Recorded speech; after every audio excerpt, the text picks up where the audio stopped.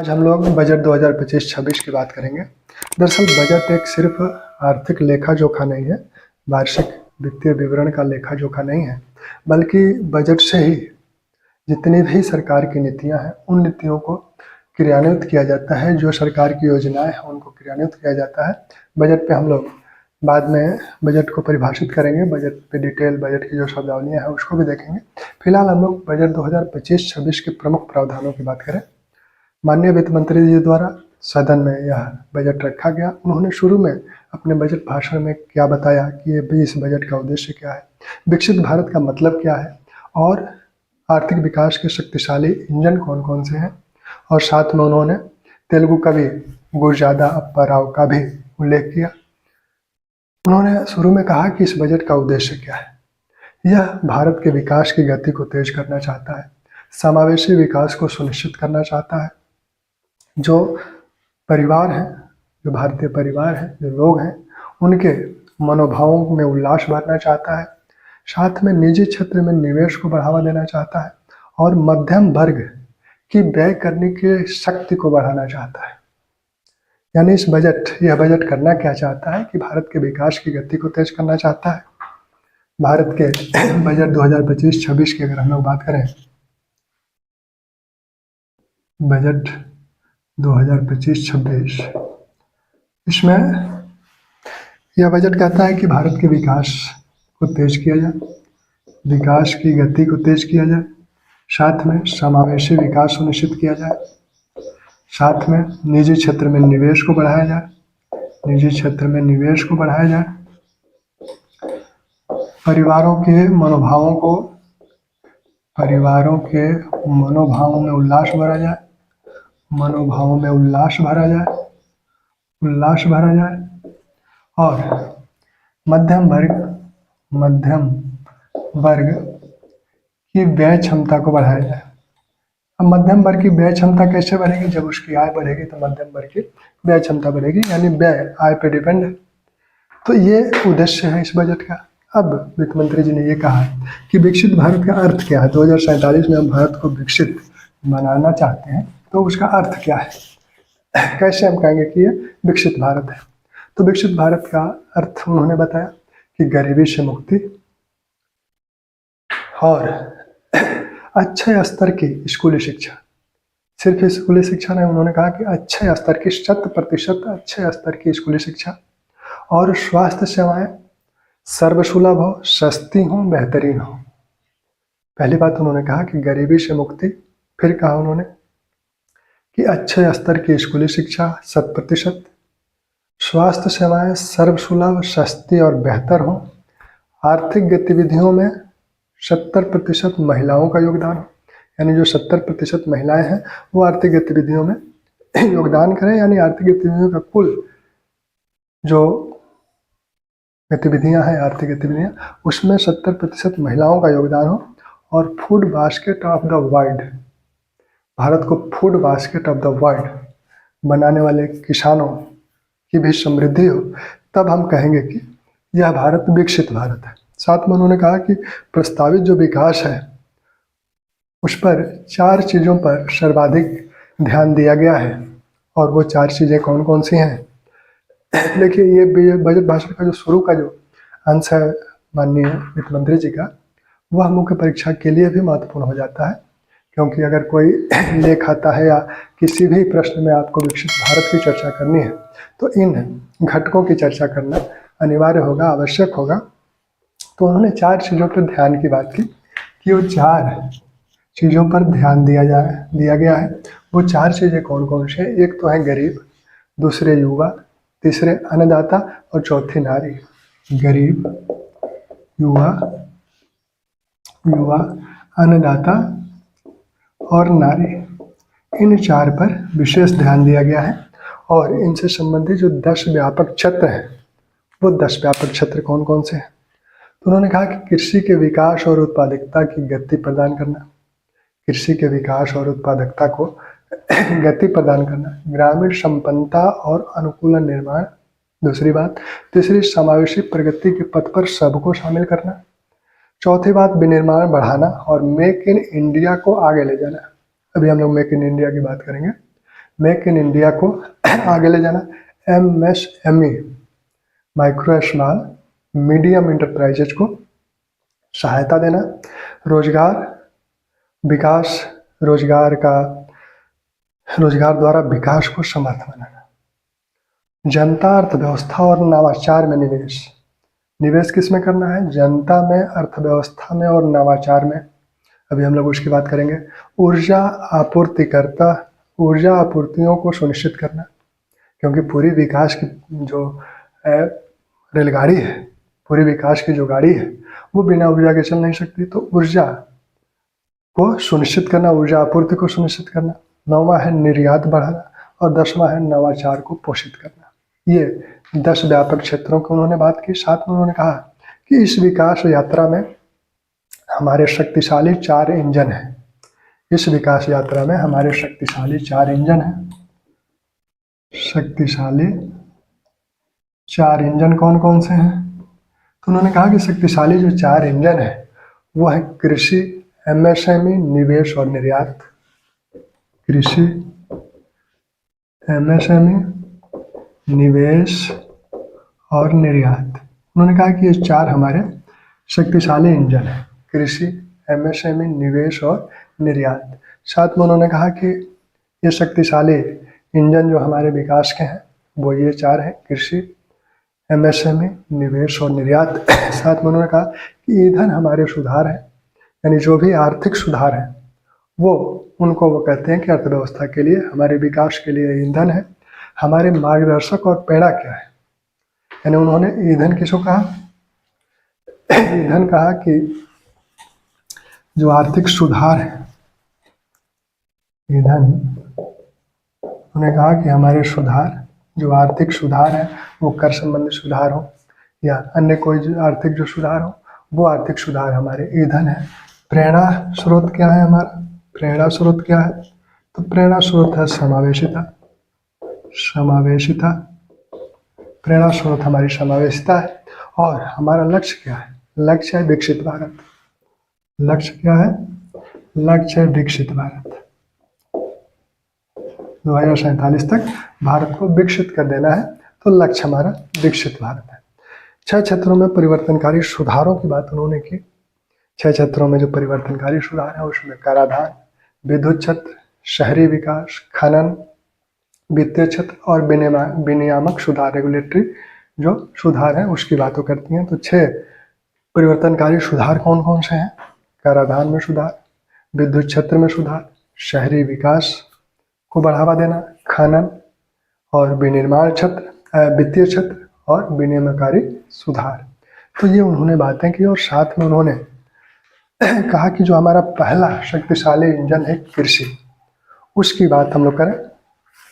तो कृषि में उन्होंने कहा कि हमारा जो पहला शक्तिशाली इंजन है कृषि। तो कृषि में कई योजनाएं इस बजट में सामने आई हैं। पहले की योजनाएं चल रही हैं, वो तो चल ही रही हैं। पहली योजना जो है प्रधानमंत्री धन धान्य कृषि योजना। प्रधानमंत्री धन धान्य कृषि मिशन। प्रधानमंत्री धन धान्य कृषि मिशन 2025-26 के बजट में इसकी कृषि मिशन क्या, कृषि योजना के ये कृषि योजना। इसमें क्या क्या कि 100 जिले जो हैं जहाँ उत्पादकता कम है, कृषि विविधीकरण नहीं है, उन 100 जिलों पर फोकस किया जाएगा इस योजना के तहत। और पहले से जो कृषि संबंधी योजनाएं चल रही हैं उन योजनाओं को वहाँ क्रियान्वित करने का प्रयास किया जाएगा, जिसमें संवर्धित कृषि उत्पादकता, फसल विविधीकरण को बढ़ाया जाएगा, सतत कृषि पद्धतियों पर बल दिया जाएगा, पंचायत व ब्लॉक स्तर पर भंडारण की सुविधा होगी और दीर्घ अवधि तथा मध्यम लघु अवधि के लिए ऋण की सुविधा होगी। तो इसके तहत जो पहले से योजनाएं चल रही हैं उन योजनाओं के तहत ही जो 100 जिले हैं देश के जहां पर उत्पादकता कम है, कृषि विविधीकरण कम है, भंडारण आदि की सुविधाएं नहीं है, तो वहाँ इस योजना को लागू किया जाएगा और उसके तहत वहाँ संवर्धित उत्पादकता, कृषि उत्पादकता की जाएगी। साथ में फसल विविधीकरण किया जाएगा, भंडारण ब्लॉक और पंचायत स्तर पर भंडारण की सुविधा की जाएगी, सिंचाई की सुविधा की जाएगी, ऋण, किसानों को ऋण मिल सके, दीर्घ अवधि और लघु अवधि के ऋण मिल सके, उसकी बात की जाएगी।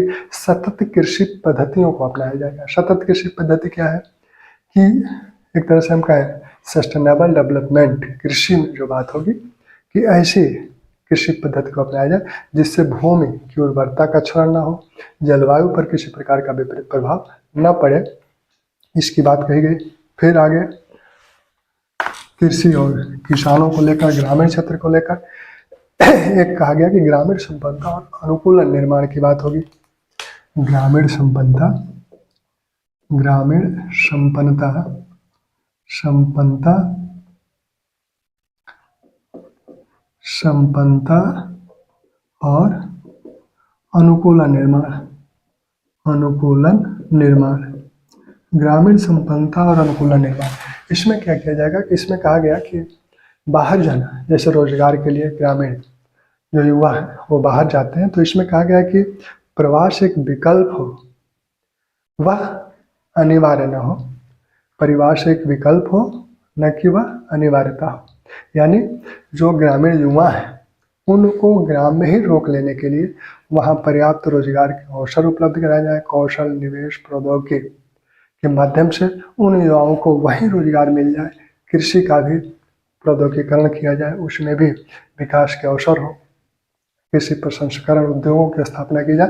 तो इस तरह से उन युवाओं को वहीं रोक लेने की बात की जा रही है कि प्रवास जो है वह विकल्प हो, जो चाहे वो जाए, ये नहीं कि अनिवार्य आप मजबूर हैं, जाना ही बाहर आपको है। तो इस तरह की स्थिति न उत्पन्न हो।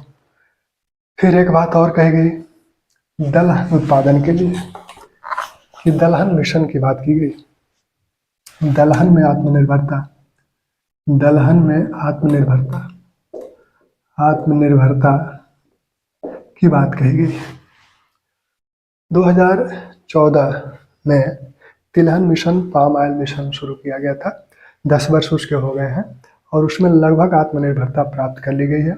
फिर 2024-25 से 2030-31 के लिए तिलहन के लिए एक योजना है, राष्ट्रीय खाद्य तिलहन मिशन शुरू की गई और उसमें कहा गया कि 2024-25 में जो खाद्य तेल का उत्पादन है उसको दोगुना 2030-31 में हमें कर लेना है। और वह उत्पादन इस समय 39 मिलियन टन का है, उसे हमें 67 मिलियन टन के लगभग कर लेना है। तो तिलहन मिशन की है। वित्त मंत्री ने कहा कि तिलहन मिशन हमारा सफल रहा है, हम आत्मनिर्भर हो गए हैं, तो हमें दलहन में भी आत्मनिर्भरता प्राप्त करनी है। तो दलहन की आत्मनिर्भरता के लिए उन्होंने कुछ बिंदुओं की बात की, तो उसकी हम लोग देखें कि दलहन में क्या क्या किया जाएगा। तो उन्होंने कहा कि जलवायु अनुकूल बीजों का विकास, क्योंकि दलहन में एक समस्या ये देखने को मिल रही है कि इस तरह के बीज नहीं है जो हमारी जलवायु में वो रह सकें, क्योंकि उस पर कीटनाशक आदि का ज़्यादा प्रभाव पड़ जा रहा है।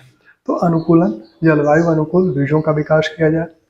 प्रोटीन की मात्रा में वृद्धि, उत्पादकता बढ़ाना, भंडारण और प्रबंधन में सुधार और किसानों को लाभकारी मूल्य मिल सके। तो दलहन में आत्मनिर्भरता के लिए क्या करना है कि जलवायु अनुकूल बीजों का विकास करना है, उत्पादकता को बढ़ाना है, प्रोटीन की मात्रा में उसमें वृद्धि हो और साथ में भंडारण और प्रबंधन की व्यवस्था हो और किसानों को उचित मूल्य मिल पाए। इसके लिए नेफेड उनकी खरीदारी करे, नेशनल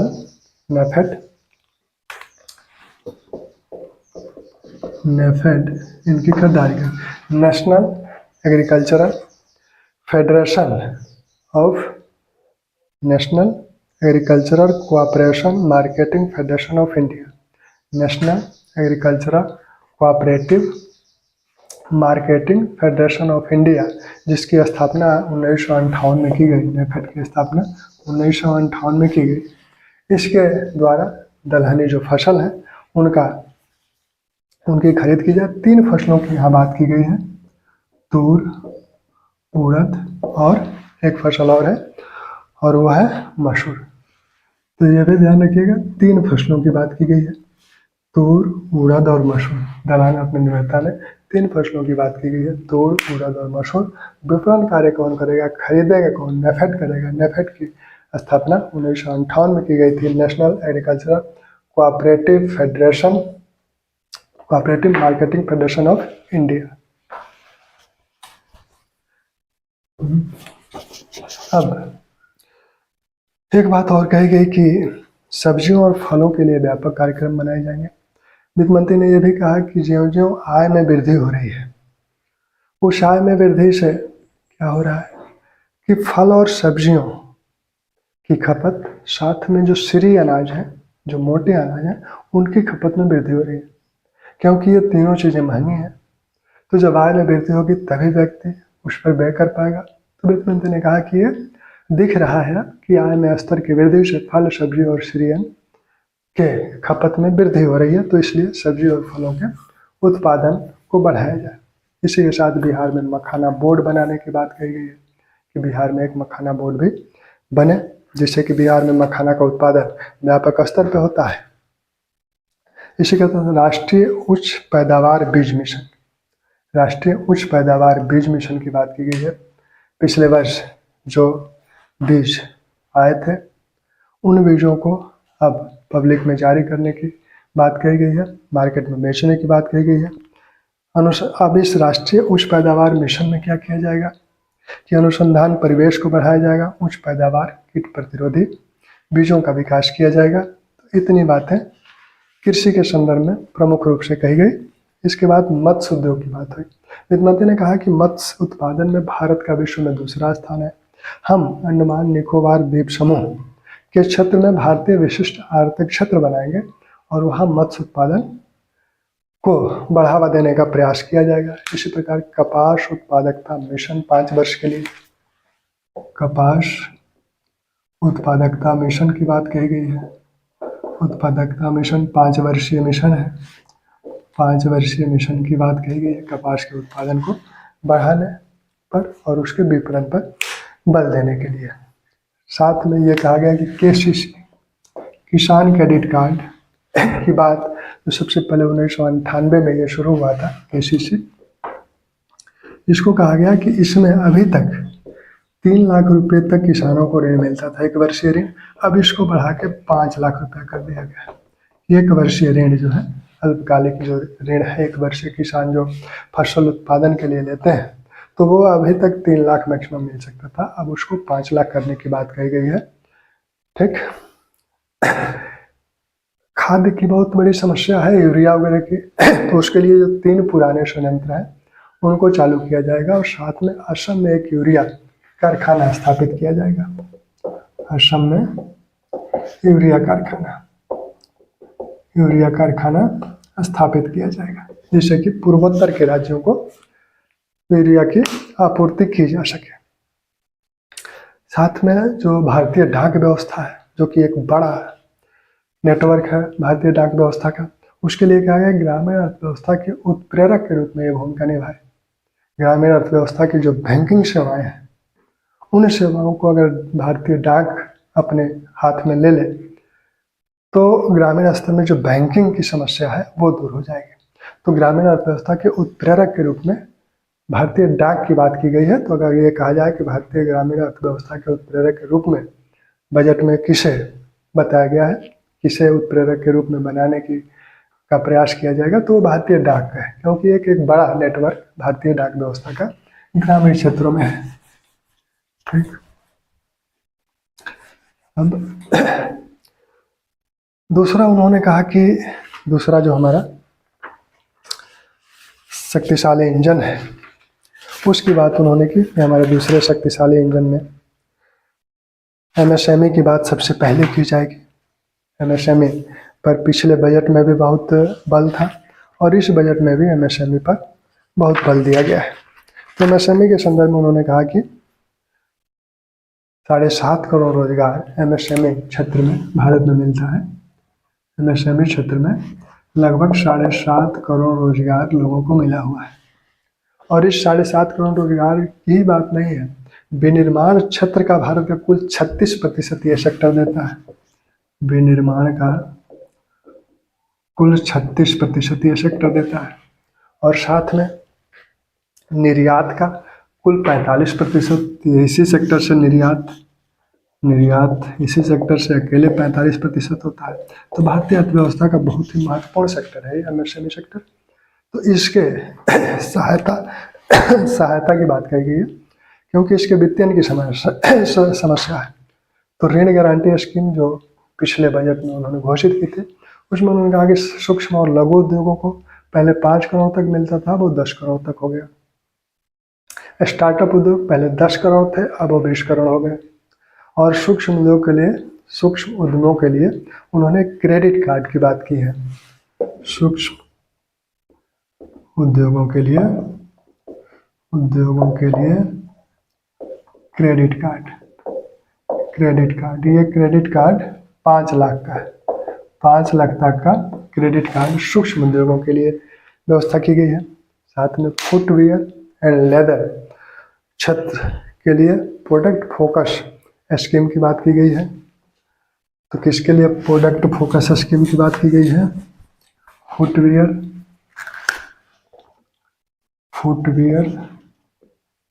और लेदर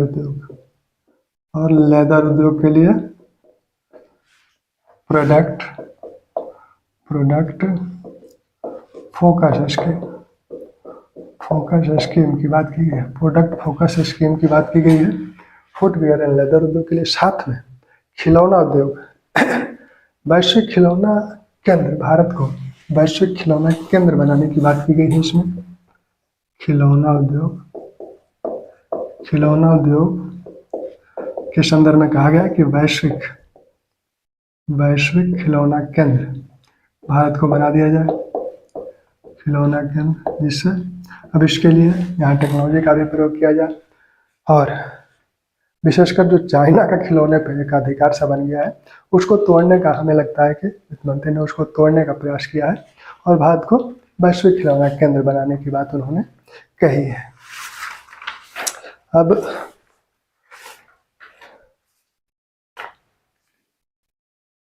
पूर्वोदय, जो कि पिछले बजट में वित्त मंत्री ने पूर्व के राज्यों के, बिहार जिसमें था, आंध्र प्रदेश था, झारखंड था, इन राज्यों के, उड़ीसा का, इन राज्यों के विकास के लिए उन्होंने एक योजना प्रस्तुत की थी। अब उसी योजना के तहत बिहार में राष्ट्रीय खाद्य प्रौद्योगिकी उद्यमशीलता और प्रबंधन संस्थान स्थापित किया जाएगा। बिहार में एक संस्थान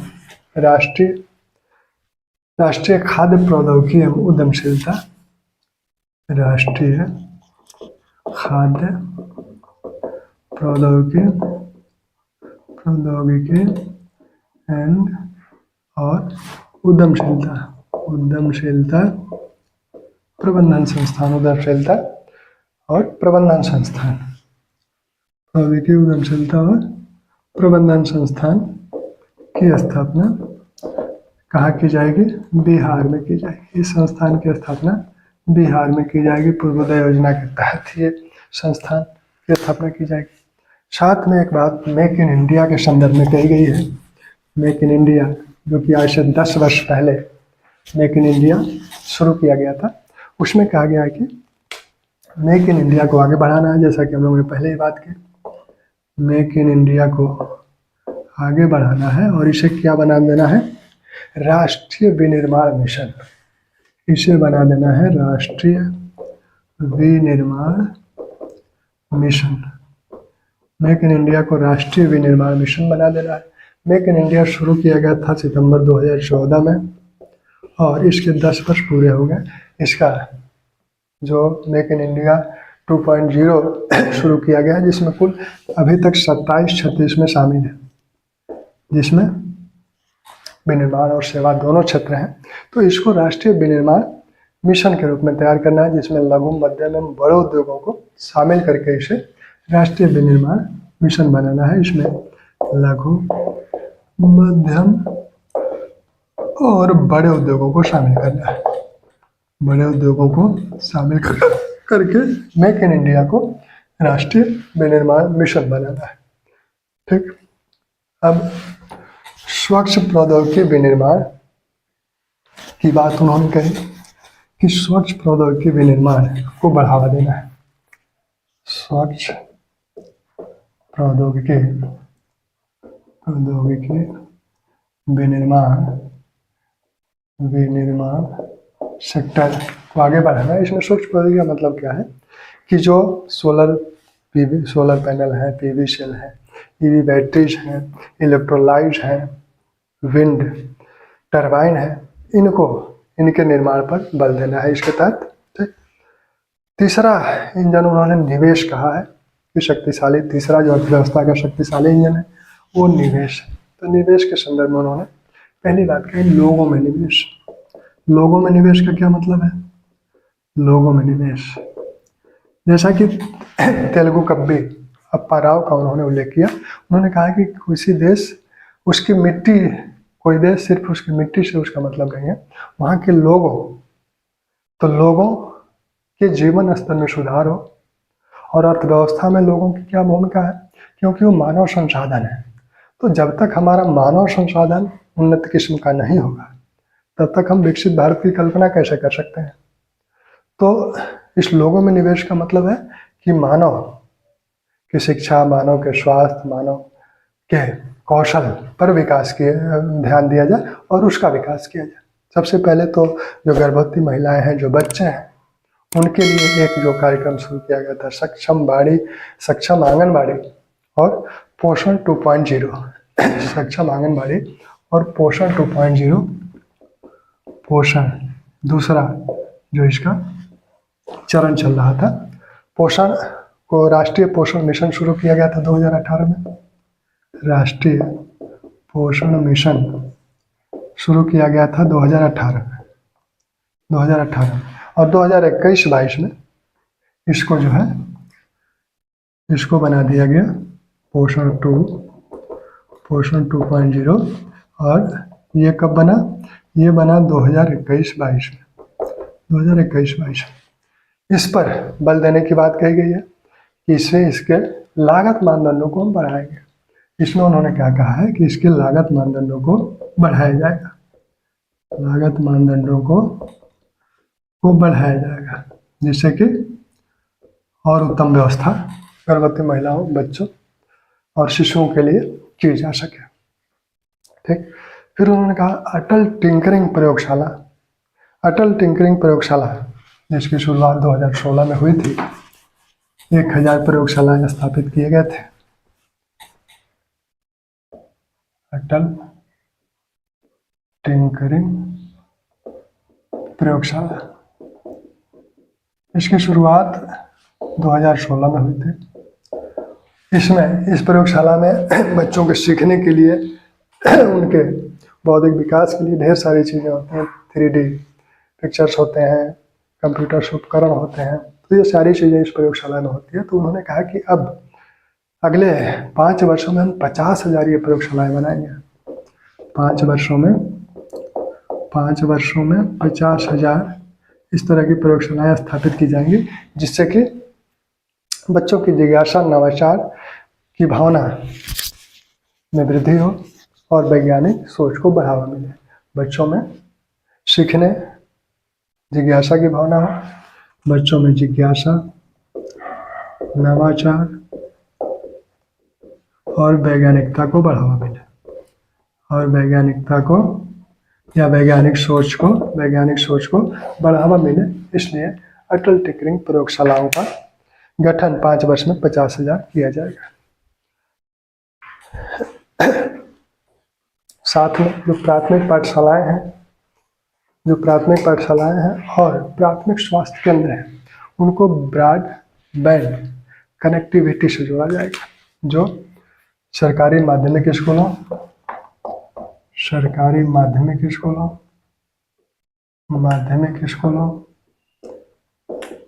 और प्राथमिक स्वास्थ्य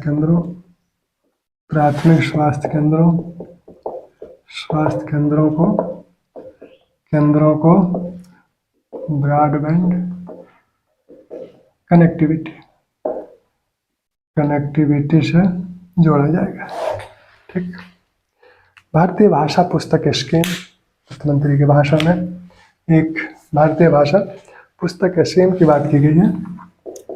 भारतीय भाषा पुस्तक स्कीम,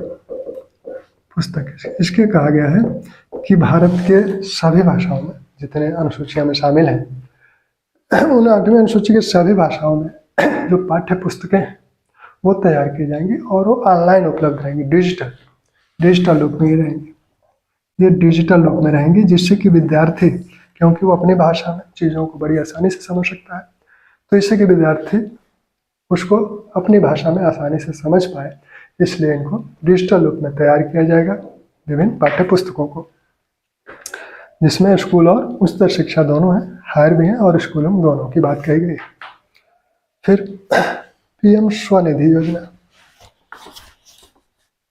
फिर इसमें कहा गया पीएम स्वनिधि के तहत 2020 में ये शुरू की गई थी योजना, और 2020 में इस योजना के तहत 10,000 रुपया जो वेल्डर्स थे, जो कि कोरोना के दौरान उनकी आजीविका खत्म हो गई थी, तो उनको सरकार उपलब्ध कराती थी। अब उसको बढ़ा के 30,000 कर दिया गया, 10,000 की जगह अब 30,000 कर दिया गया। और साथ ही उनको क्या किया गया है कि यूपीआई लिंक्स और क्रेडिट कार्ड भी उपलब्ध कराए जाएंगे। ठीक, गिग कामगारों जो ऑनलाइन प्लेटफॉर्म पे काम करते हैं, गिग कामगार, ये गिग कामगार, ये शब्दावली भी पूछी जा सकती है। ऑनलाइन प्लेटफॉर्म पे जो लोग काम करते हैं उनके सामाजिक कल्याण की योजनाएं, सामाजिक सुरक्षा की योजनाएं हैं, उन सब योजनाओं से उन्हें भी जोड़ा जाएगा। एक योजना और, जल जीवन मिशन।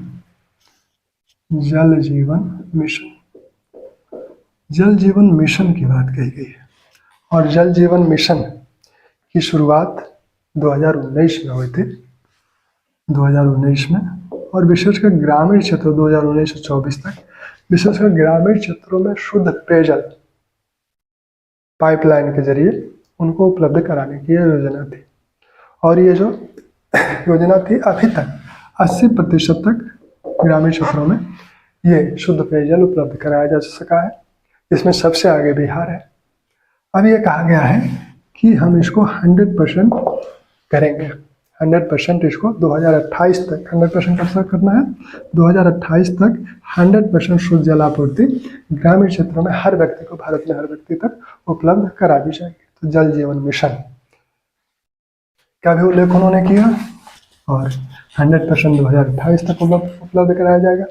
फिर उन्होंने कहा शहरी चुनौती निधि, शहरों के विकास के लिए शहरी चुनौती निधि की बात की जाएगी, जिसमें 25% सरकार लगाएगी। अन्य निधि बांड और पीपीपी के माध्यम से जुटाई जाएगी। परमाणु ऊर्जा मिशन की बात उन्होंने पिछले बजट में की थी, इस बजट में भी उन्होंने इसका उल्लेख किया, और उन्होंने कहा कि 2047 तक 100 गीगावाट परमाणु ऊर्जा की आवश्यकता है, और 20,000 करोड़ रुपया इसके लिए उन्होंने कहा। पोत निर्माण की भी बात की गई कि भारत में पोत निर्माण को बढ़ावा दिया जाए, और बिल्डिंग्स क्लस्टर्स हैं उनको विभिन्न प्रकार की सुविधाएं बढ़ाई जाए। सामुदायिक विकास निधि की उन्होंने बात की। सामुदायिक विकास निधि में उन्होंने कहा कि ये 25,000 करोड़ की सामुदायिक विकास निधि है, जिसमें 49% सरकार लगाएगी और निजी क्षेत्र उसमें लगाएगा। उड़ान क्षेत्रीय कनेक्टिविटी को बढ़ाने की उन्होंने बात की। उन्होंने कहा कि 120 नए रूट उड़ान के उपलब्ध कराए जाएंगे, जिससे कि क्षेत्रीय विमान सेवाएं भी शुरू हो सके। बिहार में ग्रीनफील्ड एयरपोर्ट बनाने की उन्होंने बात की।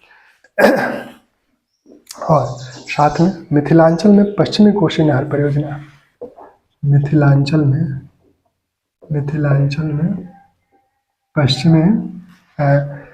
पश्चिमी कोसी नहर परियोजना की उन्होंने बात की। पश्चिमी कोसी नहर की परियोजना की, जिससे सिंचाई सुविधा और गमन की सुविधाएं बिहार के एक बड़े क्षेत्र में मिथिलांचल में शुरू की जा सकती हैं। साथ में उन्होंने 50 पर्यटक स्थलों के विकास की बात की। 50 पर्यटक स्थलों के विकास की बात की। ठीक, और एआई की बात, शिक्षा क्षेत्र में एआई की बात उन्होंने कही है कि शिक्षा क्षेत्र में कृत्रिम बुद्धिमत्ता संबंधी उत्कृष्ट केंद्र बनाएंगे। एआई केंद्र शिक्षा संदर्भ में उत्कृष्ट केंद्र बनाए जाएंगे। ठीक, बीमा क्षेत्र एक बहुत महत्वपूर्ण बात, बीमा क्षेत्र में एफडीआई को 74% से बढ़ाकर 100% कर दिया गया। बीमा क्षेत्र में FDI को 74% से बढ़ाकर 100% कर दिया गया है। अनुसंधान और नवाचार के लिए उन्होंने 20,000 करोड़ रुपया आवंटित किया है। अब कुछ हम लोग टैक्सेस की बात कर लें और बजट में कहाँ से रुपया कितना आता है और कहाँ जाता है। तो बजट में रुपया जो आता है इनकम टैक्स का कितना प्रतिशत है, साथ में जीएसटी, इसके बाद आपका कॉरपोरेशन टैक्स कितना है, कितना प्रतिशत है, और एक्साइज और कस्टम।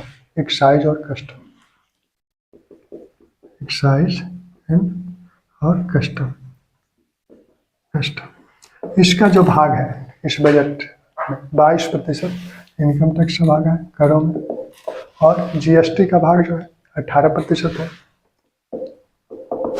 कॉर्पोरेशन टैक्स का भाग 17% है, कॉर्पोरेशन कम हो गया जीएसटी से, और इसके बाद एक्साइज है 5%, और इसके बाद ये है 4%। ठीक।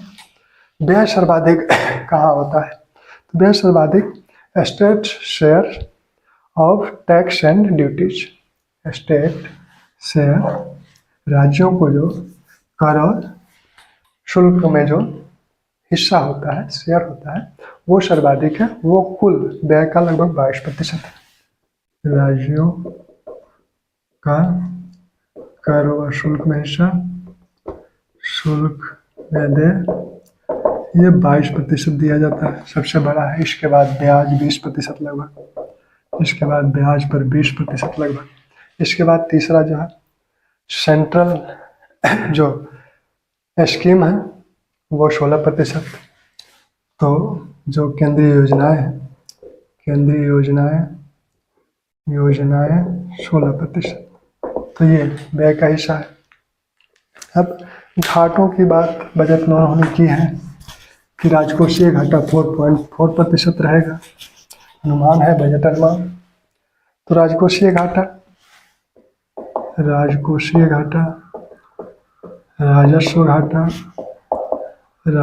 घाटा, प्रभावी राजस्व घाटा और प्राथमिक घाटा। तो उन्होंने कहा कि राजकोषीय घाटा 4.4% जीडीपी का 4.4% रहेगा, राजस्व घाटा 1.5% रहेगा, और प्रभावी राजस्व घाटा 0.8% और प्राथमिक घाटा 0.3%। ठीक। तो ये घाटों को उन्होंने बात की। साथ में उन्होंने कहा कि जो कर कलेक्शन होता है, जीडीपी का कुल 12% कर का हिस्सा है, जीडीपी का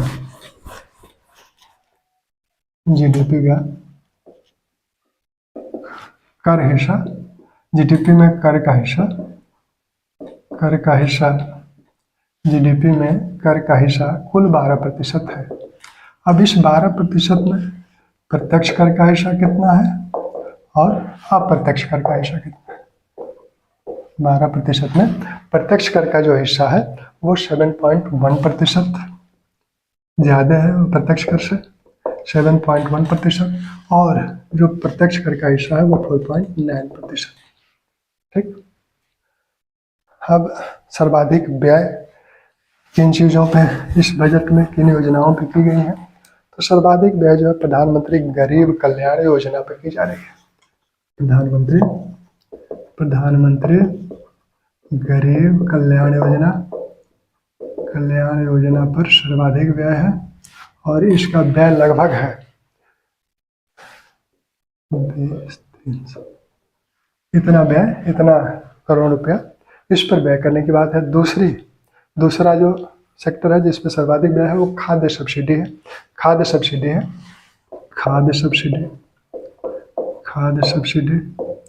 और फिर तीसरा नंबर जो है वह प्रधानमंत्री सम्मान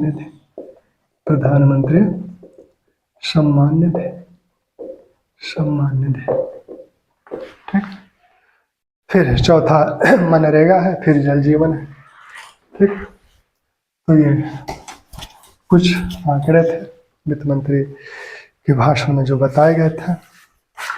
अब हम लोगों ने लगभग बजट का जो सार है उसको देख लिया है। अब बजट संबंधी जो शब्दावलियाँ हैं उनकी बात हम समय समय पर करेंगे। ठीक, बजट में एक चीज़ और हम लोग देख लें कि जो कर की बात कही गई है, जैसे आय कर, स्लैब से अप्रत्यक्ष कर या अप्रत्यक्ष कर, तो अप्रत्यक्ष करों की अगर बात करें तो उन्होंने कहा कि एक से अधिक उपकर और अधिभार को हटाया जाएगा और 36 जीवन रक्षक दवाओं को सीमा शुल्क से छूट दी जाएगी। साथ में जो इलेक्ट्रॉनिक वाहन है, इलेक्ट्रॉनिक विनिर्माण के लिए जो पूंजीगत सामान है उन पर छूट दी जाएगी और पोत निर्माण को 10 वर्ष तक सीमा शुल्क से छूट दी जाएगी। और समुद्री उत्पादों के लिए, जो समुद्री उत्पाद के लिए जो उपकरण है उनके लिए भी छूट की बात कही गई है। प्रत्यक्ष कर में उन्होंने कहा है कि जो TDS है वरिष्ठ नागरिकों के लिए, पहले जो 50,000 तक मिलता था TDS 50,000 तक वरिष्ठ नागरिकों को, उसको 1 लाख किया गया। 1 लाख किया गया, पहले 50,000 तक मिलता था। फिर TCS जो 7 लाख था 10 लाख किया गया। TCS 7 से 10 कर दिया गया। इसी के साथ आयकर के संदर्भ में उन्होंने कहा कि जो धर्मांत, छोटे धर्मांत न्यास बने हैं उनके पंजीकरण की अवधि जो 5 वर्ष होती थी अब वो 10 वर्ष कर दी गई। और अंतर्देशीय जल परिवहन में भी अंतर्देशीय जल परिवहन में भी अंतर्राष्ट्रीय जल परिवहन की तरह ही टन भार कर स्कीम जो थी वो लागू कर दी गई। और आयकर के संदर्भ में ये कहा गया कि आयकर की जो 0 से 4 लाख तक की आय पर आयकर 0% है। 4 से 8 लाख तक 5%, 8 से 16 10%, 16 से 20 15%, 20 से 24 20%, 20 से 24 20%, 25%, 10 से 15, 15 से सीधे 12 से 16 एक कम हो रहा है। अच्छा, एक 4 से 8 है, यहाँ एक छूट गया। 4 से 8 5%, 4 को आगे वो जोड़ती गई हैं। 8 से 12 10%, 12 से 16 यही छूटा था ना 15%, और 16 से 20 20%, 20 से 24 25%, और 24 से अधिक 24 और 24 से अधिक 24 से अधिक 24 से अधिक ये 30% कर। 24 से अधिक 24 लाख से अधिक वार्षिक आय अगर किसी को है तो 30% कर उसको देना होगा।